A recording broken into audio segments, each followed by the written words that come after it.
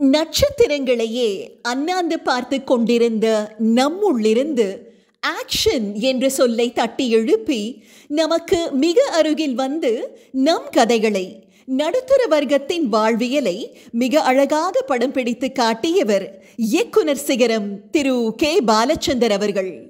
இவர் கதைகளில் வரும் கதாநாயகர்களை பற்றி அல்ல, கதாபாத்திரங்களை பற்றி நாட்கணக்காக பேசிக்கொண்டே இருக்கலாம்.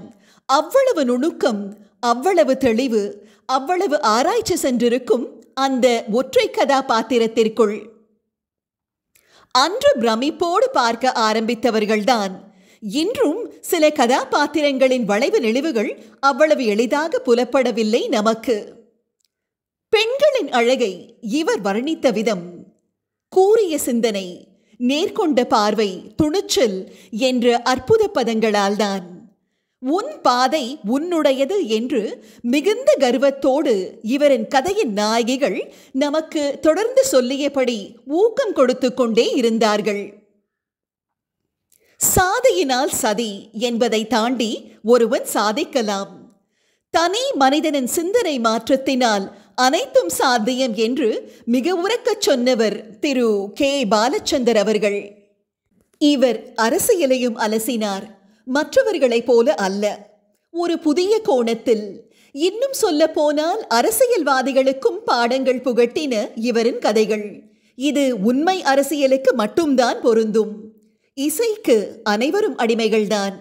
அனைத்து ஏற்றத்தாழ்வுகளையும் கடந்த இந்த கலை வடிவத்திற்குள் எங்கிருந்து வந்தது, எது சிறந்த இசை என்ற கேள்வி?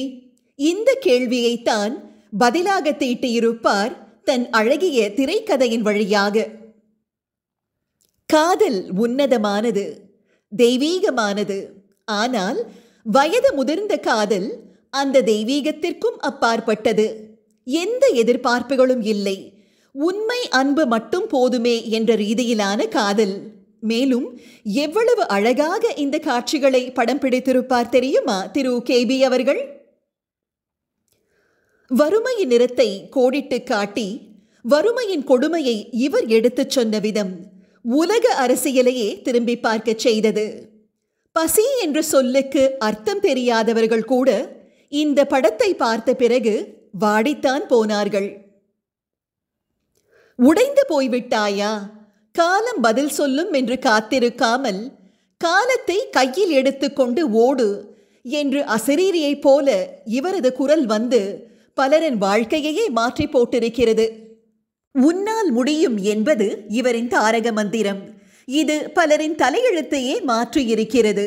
இப்படி காட்சி அமைப்புகள், உரையாடல்கள், திரைக்கதையின் அடுத்தடுத்த நகர்வுகள் என்று அனைத்திலும் அர்த்தமிகுந்த கருக்களை நிரப்பி நமக்கு முன்னே படைத்த இயக்குனர் சிகரம் திரு கே பாலச்சந்தர் அவர்களின் படங்கள் அனைத்துமே ஒரு பல்கலைக்கழக பாடத்திட்டத்தினை போன்று நமக்கு வழிகாட்டின.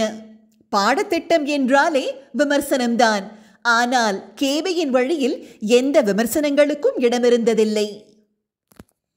கேபி அவர்களின் தொலைக்காட்சி தொடர்களை பார்க்கிறோம் என்று சொல்லிக்கொண்டு பெருமையோடு சுற்றி திரிந்த காலங்கள் 90கள்.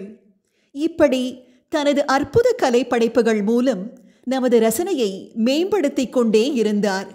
இவரது பேனாவின் முனை நமது சிந்தனை துளிகளை தொய்வில்லாமல் தீட்டிக்கொண்டே இருந்ததுதான் அதற்கு காரணம். திரு கே பாலச்சந்தர் அவர்கள் திரைப்படங்களை முழுமையாக படைத்தார், நம்மை முழுமையாக தெரிந்து கொண்ட உரிமையில். இப்படி அனைத்து தளங்களிலும் கோலோச்சி இருந்த திரு கே பாலச்சந்தர் அவர்களுக்கு தமிழர்களாக நாம் அனைவரும் என்றென்றும் நன்றி கடன் பட்டிருக்கிறோம். நன்றி.